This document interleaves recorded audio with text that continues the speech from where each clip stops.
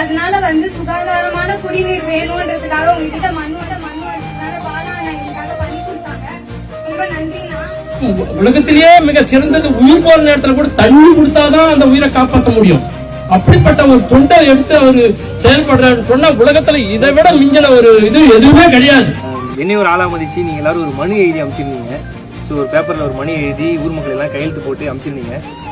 நமக்கு ஏன் மனு கொடுக்குறாங்க? நான் யோசிச்சேன், நம்ம என்ன அவ்வளவு பெரிய ஆளா நமக்கு மனு கொடுக்குறாங்க.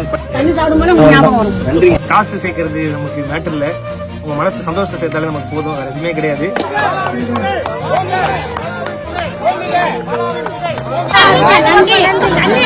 நன்றி.